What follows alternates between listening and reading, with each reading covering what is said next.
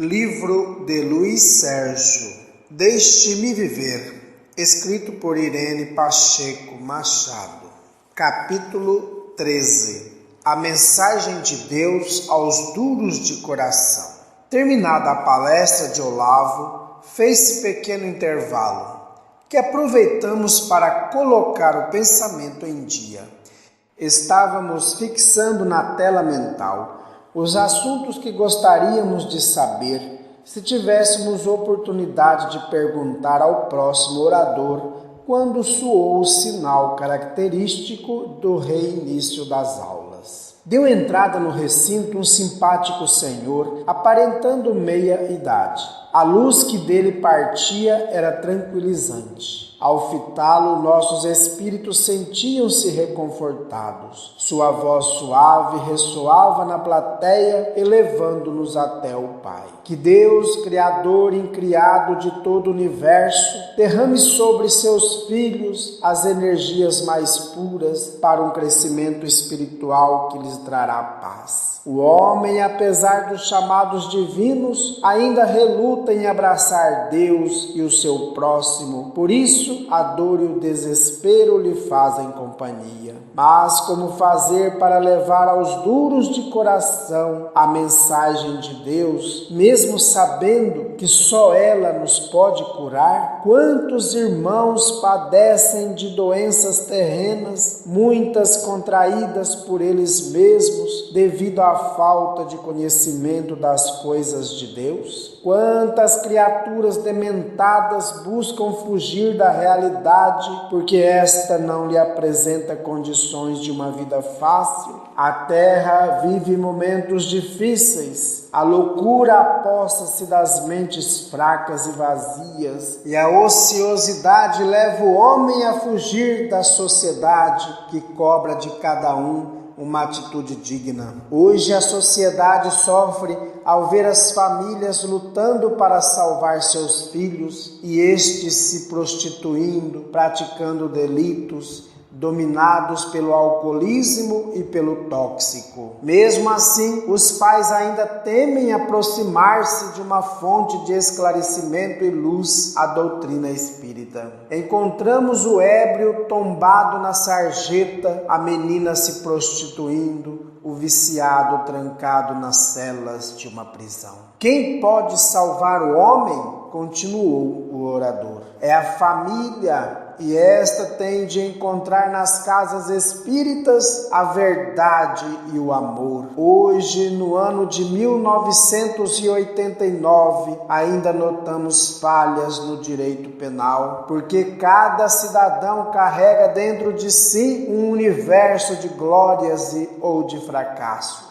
Cada delinquente precisa de tratamento médico, principalmente de um bom psiquiatra. Julga-se o homem, mas esquece-se de curar sua alma, e é esta que se encontra doente. Com pesar visitamos os cárceres superlotados de criaturas que mais parecem feras, mas como nós, filhos de Deus, ansiosos por momentos de felicidade. Não existem bandidos, existem sim banidos da sociedade que não necessitam de grades, mas de bons médicos, psicólogos, sociólogos e juristas. Enquanto o homem prender e maltratar outro homem, a violência dominará a terra. O criminoso é um doente, absurdo será maltratá-lo. Ele deve receber adequado tratamento e ser posto simplesmente na impossibilidade de causar dano, mas não como estão fazendo hoje, superlotando prisões, nada fazendo pela alma doente. O pior criminoso tem uma luz de bondade, pois também é filho de Deus. Precisam as autoridades do mundo físico unir a ciência médica à ciência penal. Só assim conseguirão fazer cessar as violências.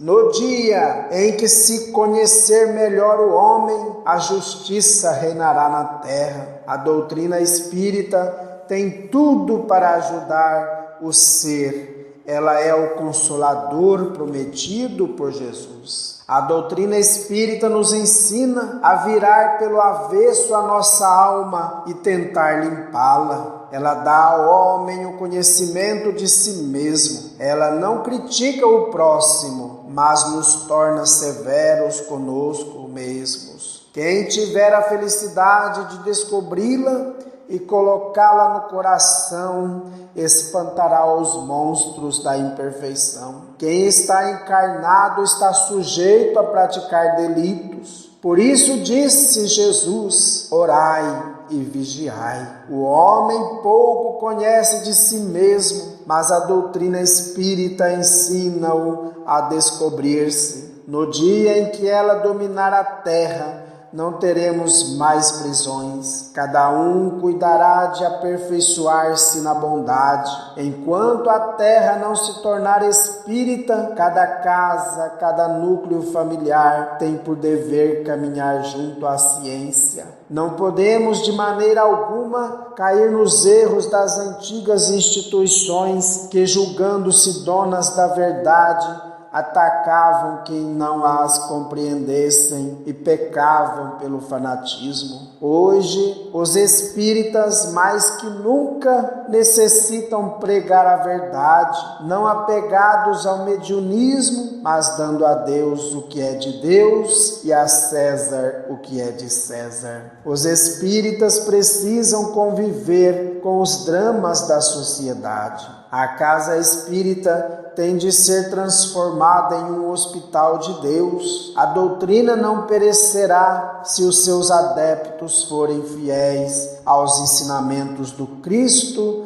e da codificação. Preciso é que não fiquemos para trás, horrorizados com os fatos que hoje ocorrem. Devemos enfrentá-los usando os esclarecimentos evangélicos como escudo, sem jamais nos julgar sábios ou santos. O espírita moderno precisa conviver junto aos sofredores, refletindo a bondade divina nos seus atos.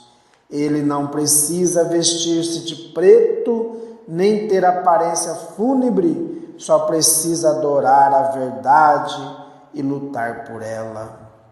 Hoje aqui me encontro enlaçando com todos os presentes o meu coração em prol da humanidade, principalmente com todos os jovens que hoje fogem dos compromissos e buscam os vícios. Não os condeno, apenas peço aos encarregados que os assistam, educadores ou pais, médicos ou juristas, que recordem que em cada homem existe uma alma que sofre e sonha e que não é totalmente má, somente precisa de tratamento e amor. O jovem, ao se drogar, está em busca de algo. A mulher, ao abortar, julga livrar-se de algo que a atrapalha. Ambos são doentes, precisando de amor e esclarecimentos, mas nem por isso devem receber de um espírito uma crítica sequer. Eles precisam de nós e as casas espíritas precisam urgentemente esquecer um pouco os espíritos e dirigir-se aos encarnados. Eles estão necessitados demais. O centro espírita que fica prestando ajuda apenas aos espíritos sofredores e nada faz pelo encarnado está longe da sua tarefa. Precisamos auxiliar o encarnado para que ele não dê trabalho quando desencarnar. Os espíritos ajudam os homens a conquistar a paz do seu próximo e os homens cooperam com os espíritos com suas preces e com seu trabalho em prol dos espíritos doentes. Para o tratamento das obsessões, dia especial com médiuns preparados. Para estudo mediúnico, contato com espíritos escolhidos pelos mentores da casa, quando os recém-desencarnados são levados para as casas transitórias. Ninguém deve colocar um médium iniciante para auxiliar um obsessor. Não devemos confundir obsessor com espírito doente. A casa que desejar acompanhar o avanço do mundo moderno tem de lutar pela reforma íntima de cada um, porque as doenças mentais crescem à medida que o homem vai correndo atrás dos bens temporais e se apega à avareza. O espírita precisa jogar fora a veste corroída de orgulho e vaidade, pegar a charrua do trabalho e do desprendimento e cantar a canção do amor. O espírita precisa conscientizar-se do real valor do espírito para não cair nos erros das outras religiões que se perderam e caducaram por ter desejado ultrapassar a privacidade do homem, tolhendo a sua liberdade. Deus, perfeito como é, dá a cada filho o livre arbítrio. Condenar, amedrontar, castigar, tudo isso não passa de pobreza de sentimentos. O bom espírita não atira pedras e sim flores por conhecer a lei do retorno. Uma casa espírita precisa de pessoas capazes de lidar com os mais sérios problemas e atender a todos com solicitude, respeito, prudência e sigilo. Cada caso é um caso. As dores são dores, não importa como estão sendo suportadas. Ao termo contato com um doente, devemos demonstrar-lhe amor e carinho e com cuidado oferecer-lhe ocupação. Nada melhor que a terapia do trabalho para uma alma enferma. Não esquecer de incentivar no iniciante o estudo da doutrina, porque só ela pode nele incutir para sempre o extremado amor à verdade. Para um bom espírita, não existem pessoas totalmente perversas, todos somos gênios do bem ou do mal, mas todos saídos da inteligência do Todo-Poderoso. O Espiritismo é tão velho quanto a terra, mas graças a Jesus ele se consolidou nas suas pegadas de fé, amor e caridade. Jesus, o médium de Deus, deixou-nos o exemplo de como se deve tratar os coxos, cegos e dementados, e também como se deve portar um médium evangelizado. É só voltarmos às folhas da história e nos defrontarmos com os fatos mediúnicos marcados nos evangelhos, todos eles repletos de equilíbrio e disciplina. Depois, o codificador lapidou o Espiritismo e entregou ao mundo a doutrina espírita, diamante da verdade e da paz. Ninguém mais nega os fenômenos espirituais, podem discordar deles, mas sabem e como sabem que eles existem. Muitos comparam as casas espíritas aos cemitérios. Sabem que eles existem, mas não gostam de visitá-los. É para suas almas materialistas verdade muito dura. Estou aqui neste anfiteatro junto a vocês, pedindo a Deus por todos e tentando oferecer a cada trabalhador do mundo físico um pouco das minhas experiências, desejando que a terra cresça em direção a Deus e que em cada estação divina, casa espírita, existam criaturas sabendo orientar aqueles que longe se encontram das verdades espirituais. O Espiritismo tem de acompanhar o avanço da ciência e hoje, com o progresso da tecnologia, não se concebe os espíritas estáticos, somente sentado em mesas mediúnicas, desejando doutrinar espíritos desencarnados, enquanto a cada segundo desencarnam pessoas de maneira cruel e muitas sem qualquer preparo espiritual. Devemos amparar a criança, o jovem, enfim, o ser humano, apresentar-lhes o Cristo, não de maneira autoritária nem fanática, mas vivendo cada espírita de um modo diferente da vida que vivem os homens apegados à matéria, longe da avareza, da bebida, do fumo e dos desvios sexuais. O espírita tem por obrigação tornar-se um ser evangelizado em casa, na rua e no trabalho, não usando as palavras para doutrinar, mas sendo um exemplo de vida para todos os que dele se aproximam. O espírita que só vai ao centro no dia de reunião de seu grupo está na doutrina, mas ela ainda não entrou no seu coração. Os mortos precisam dos vivos, mas hoje os vivos precisam uns dos outros para não morrerem de dor e solidão. Quem só frequenta os grupos mediúnicos precisa perguntar na casa onde ela está necessitando de ajuda, e nesta devem existir grupos de trabalhos manuais, artesanato, pintura, teatro, biblioteca. O serviço social deve receber de todos os frequentadores um carinho especial. Casa sem caridade é casa sem alicerce. Médiuns espíritas, lutem por uma vida doutrinária e tenham a certeza de que o Cristo está onde a mão ampara, cura e levanta. Que Deus nos abençoe hoje e sempre. César. Aquela voz ficou por muito tempo em meus ouvidos. Quanta sabedoria! Só me retirei quando Ápila voltou-me à realidade. Sérgio, na enfermaria 8 teremos uma aula sobre aborto. Obrigado, amigo. Levantei-me e juntos dirigimos-nos até o local. Enquanto não chegávamos, trocamos ideias e foi o meu amigo quem falou primeiro.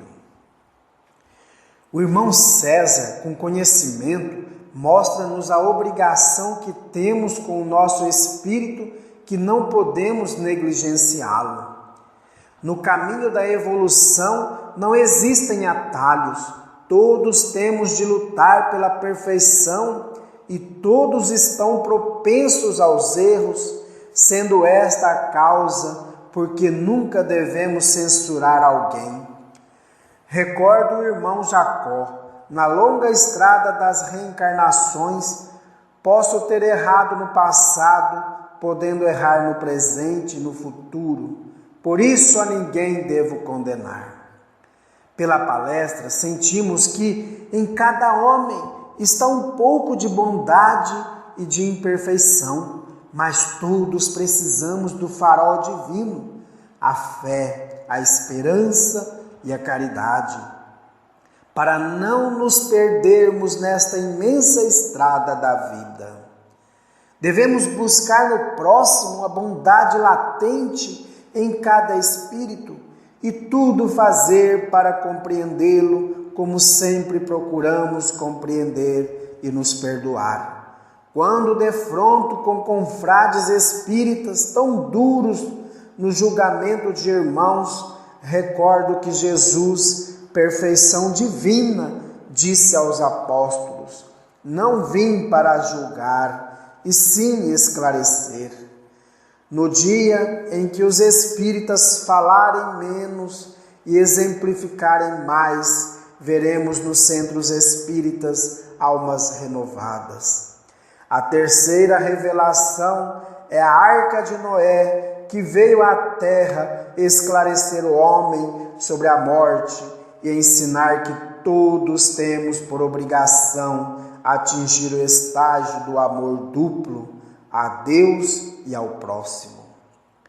Assim chegamos. Os outros já nos esperavam na enfermaria. Havia vários espíritos. Algumas crianças estavam sentadas nas camas, outras pareciam dormir. Encontramos a doutora Isis, que mostrou algo que vira anteriormente e muito me marcara. Alguns tinham o tronco de criança e outra parte de adulto. Outros a mão direita de adulto, a esquerda de criança. Corpos mutilados, tudo isso por causa do aborto. Os médicos davam passes e aplicavam sonoterapia nos doentes, mas eles continuavam indiferentes, olhavam ao redor, mas distantes se encontravam. A médica aproximou-se de Gustavo, que tinha a face adulta e o corpo de criança. Como vai, Gustavo? Ótimo, irmã Isis. Estou querendo voltar para minha colônia, onde deixei muitos amigos. Isso depende unicamente de você, irmão. Vamos ao exercício.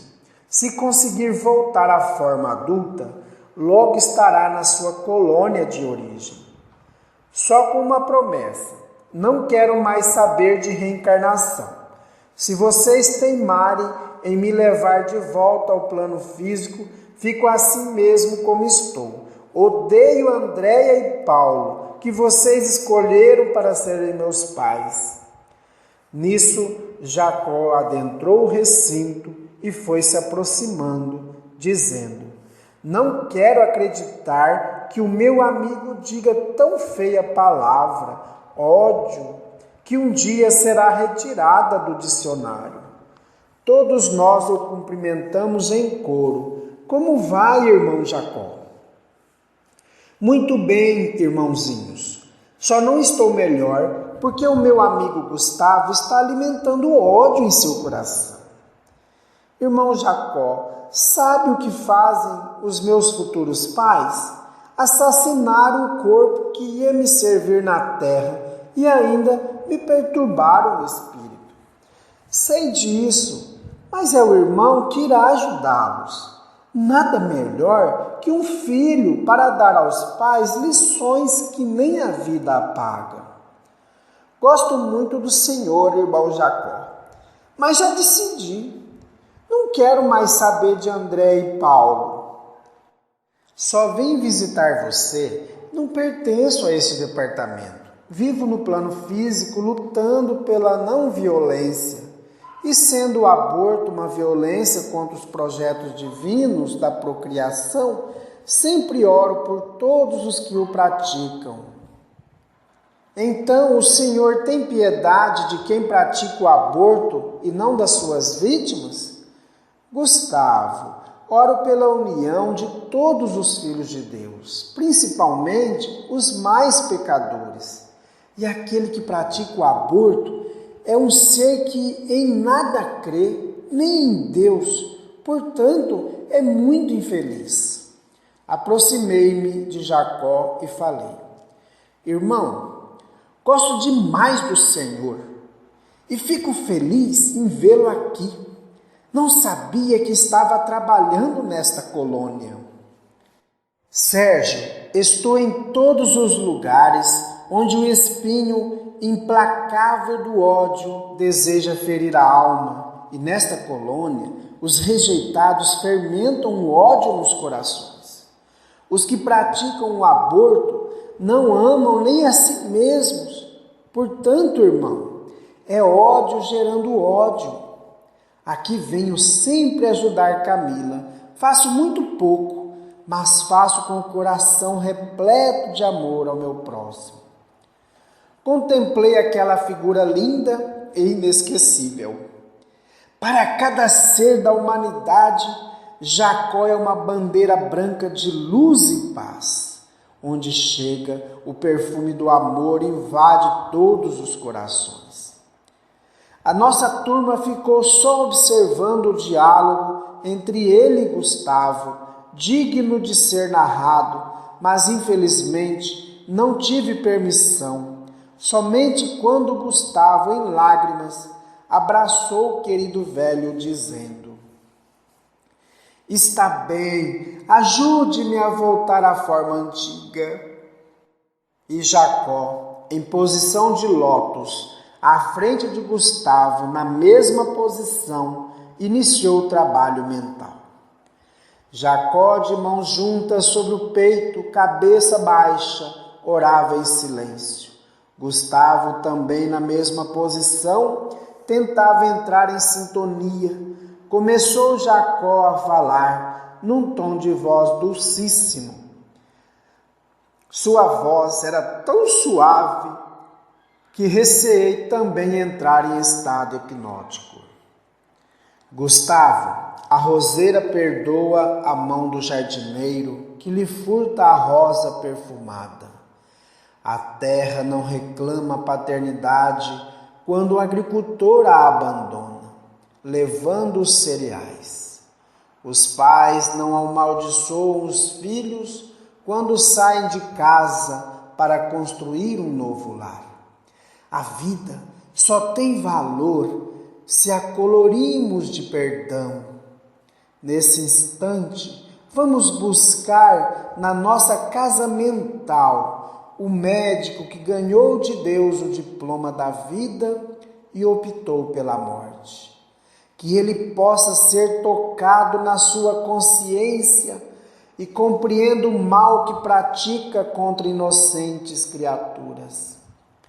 Que os aborteiros recebam de nós uma chuva de amor e perdão. Que nas suas consciências brote a semente do amor. Vamos buscar Paulo e Andréia e dizer-lhes que nada se compara à missão dos pais. Que interrompendo uma gravidez, eles estão retardando o momento glorioso de apertar um filho nos braços. Observava Gustavo enquanto Jacó prosseguia. Seus olhos pareciam divisar os momentos dramáticos do seu contato com o corpo de sua mãe. O olhar foi ficando duro. Jacó só falava em perdão. À medida que foi falando, Gustavo foi também relaxando e adquirindo um novo olhar, menos vago e mais lúcido. Eu estava emocionadíssimo, mas tinha de fazer muita força para não atrapalhar o trabalho. Jacó acrescentou: mantenha o pensamento em Deus, firme nele os seus propósitos e busque recordar-se do seu corpo na forma adulta, sem deformação. Busque o Gustavo homem ou o Gustavo criança, irmão. Em poucos segundos, Gustavo se nos apresentou um belo jovem de seus 27 anos. Não saíra da posição inicial, apenas crescera ali na frente de Jacó, recebendo farta carga magnética, não só do irmão Paz, como de todos nós que ali estávamos.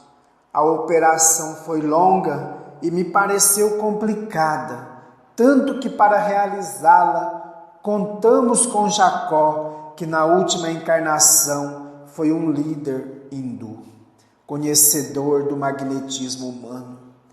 Gustavo, de tanto esforço, caiu desmaiado, sendo socorrido pelos enfermeiros da casa. Afastamo-nos. Olhei para o irmão Jacó, que parecia estático. Nem um músculo mexia. Mesmo com o reboliço do momento, nós saindo e Gustavo sendo socorrido. Desejava muito falar com ele, mas a porta fechou-se e nós tivemos de seguir os nossos instrutores. Assombrado com o que presenciara, perguntei: ele sempre faz esse trabalho?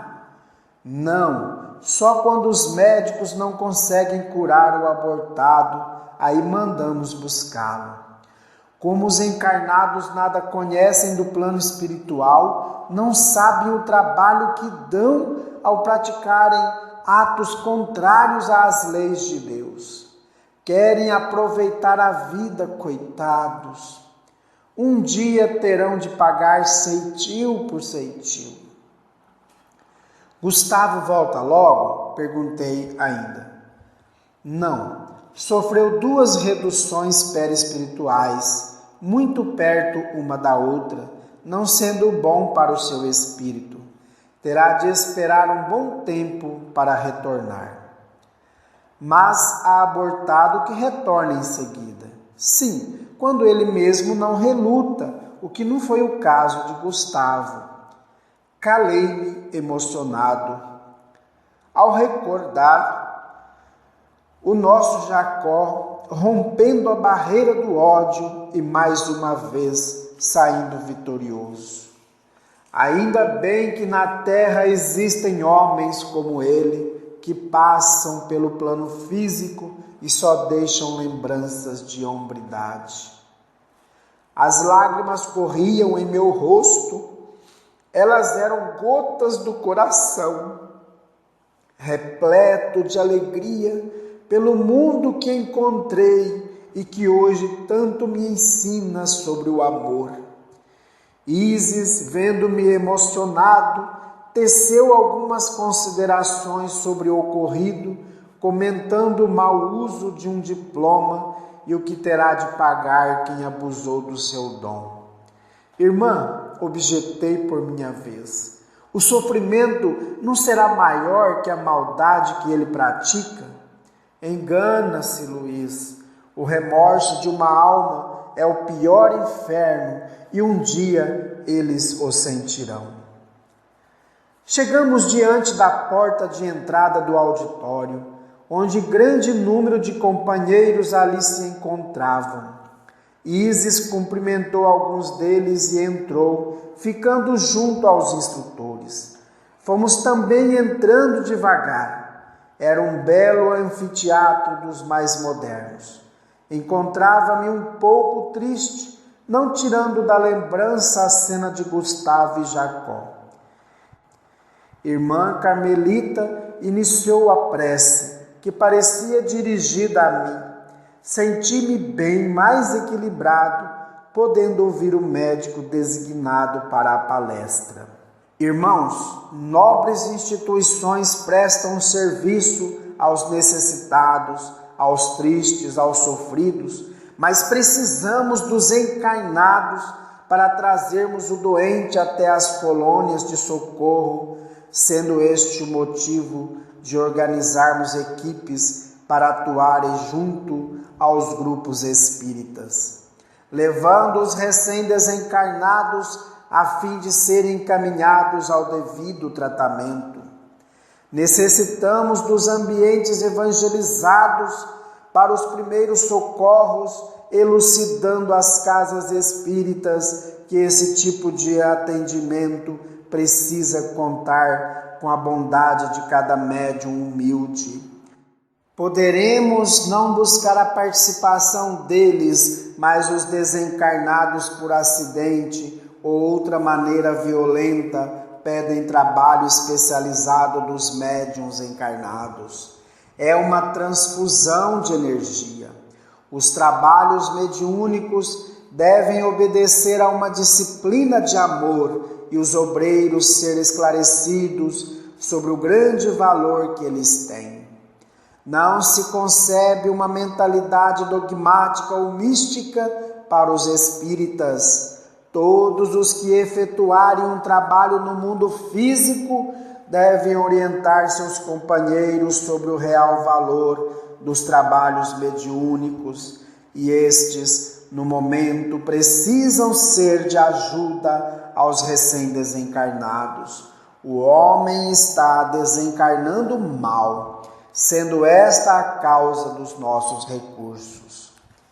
Ele parou para logo depois continuar. Muitos julgam que somos contra a psicofonia, incorporação, enfim, a manifestação dos espíritos. Não é isso não. O que os departamentos de socorro pedem às casas espíritas é auxílio aos recém-desencarnados. Quanto aos grupos mediúnicos, onde o estudo da mediunidade se efetua, jamais irão terminar. Fiquei quietinho na minha cadeira, louco para fazer perguntas, mas ele continuou.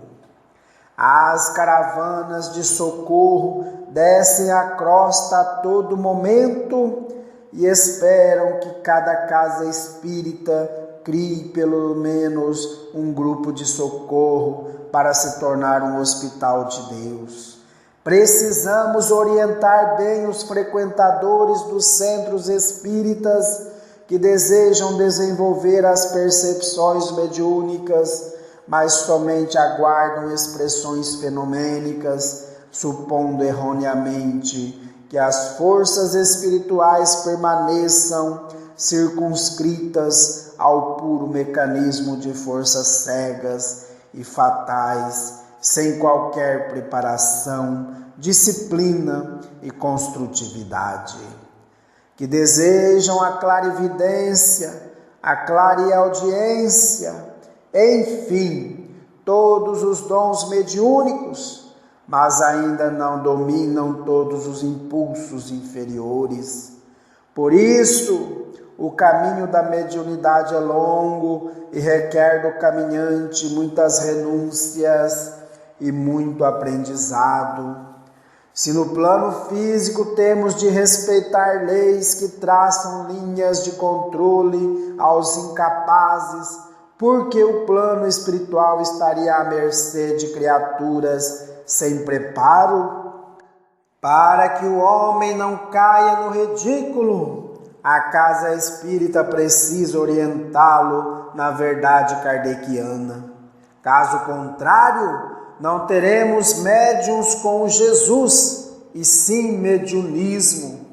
O estudo da doutrina evangeliza o homem, e este, à medida que se aprofunda na vida do Cristo, vai procurando mudar, matar o homem materialista e tornando-se um verdadeiro espírita.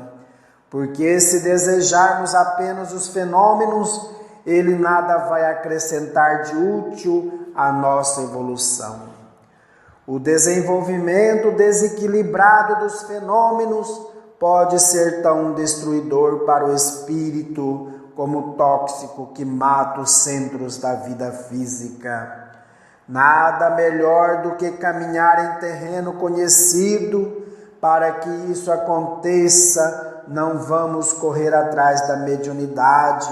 Ela é fato natural, é uma expressão do espírito imortal, mas exercê-la com Jesus requer que tenhamos condições sadias, que tudo façamos para nos melhorar, deixando os planos inferiores da vaidade, da avareza, do ódio, dentre outros.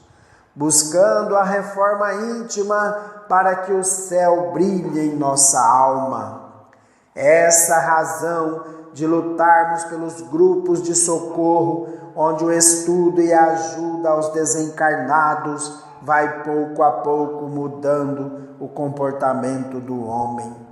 Colocar um médium iniciante em contato com a espiritualidade inferior é falta de respeito aos dois. O encarnado necessita ser doutrinado para doutrinar. O melhor é colocá-lo junto aos recém-desencarnados para que tenha condição de ajudar e ser ajudado. E este método não provoca o desenvolvimento prematuro, ele aprimora os sentimentos, equilibra e abre a porta dos novos conhecimentos. Não queira um médium iniciante transformar o próximo. Ele primeiro terá de se transformar em um operário de Jesus, afastando de si o egoísmo e a vaidade. Um bom espírita deve afastar o verbalismo sem obras e lutar pela reforma íntima, vivendo em Cristo, na paciência, na renúncia de cada dia, na prática da caridade, no perdão às ofensas. Ninguém serve de intermediário com a alma repleta de egoísmo, principalmente se deseja tornar-se médium com Jesus. Os espíritos superiores não podem manifestar-se por um aparelho repleto de defeitos, que são as imperfeições dos médiuns. Todos devem buscar uma casa espírita quando pressentem possuir dons mediúnicos que precisam ser educados. Sozinhos nos lares, os médiuns são mais facilmente iludidos e depois só convivendo em comunidade somos testados na paciência e na perseverança e saberemos o quanto ainda somos imperfeitos. Devemos conscientizar-nos de que os fenômenos são fenômenos, mas o Espírito é tudo e precisa ser respeitado. Todos somos médiuns, mas pouquíssimos os escolhidos para tarefas missionárias. E num gesto expressivo acentuou: os espíritos que trabalham na crosta devem esforçar-se para levar aos encarnados as verdades divinas. Graças à doutrina espírita, tudo se torna mais fácil.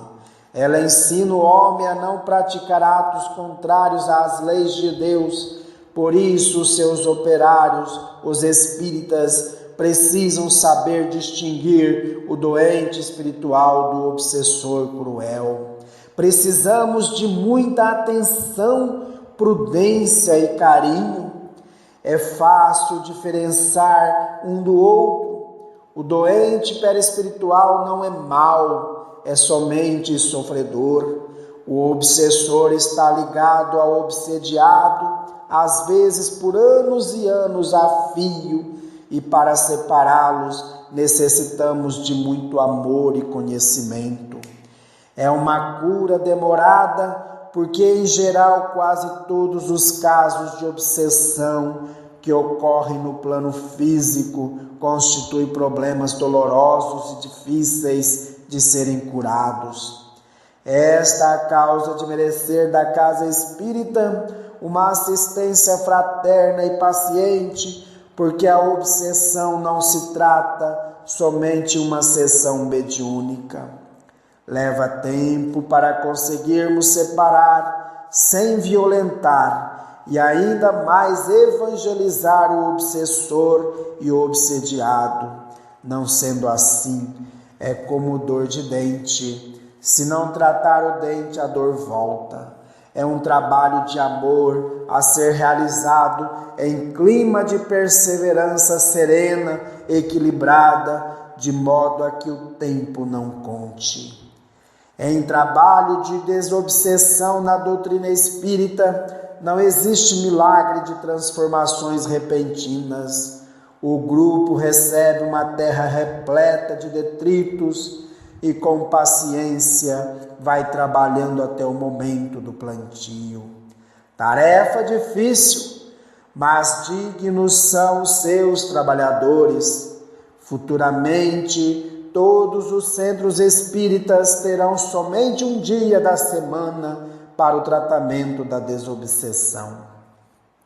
Em grupos mediúnicos ficarão somente os atendimentos espirituais aos recém-desencarnados ou alguns doentes espirituais, como ovoides, abortados, suicidas. Desejamos a todos muito equilíbrio no trabalho que realizarão no plano físico e que cada um recorde que feliz é aquele que ouve o chamado do Pai levanta e anda em direção aos que precisam. Que Deus nos abençoe e que Jesus esteja ao nosso lado em todos os nossos momentos, principalmente nas horas mais difíceis. João Nascimento.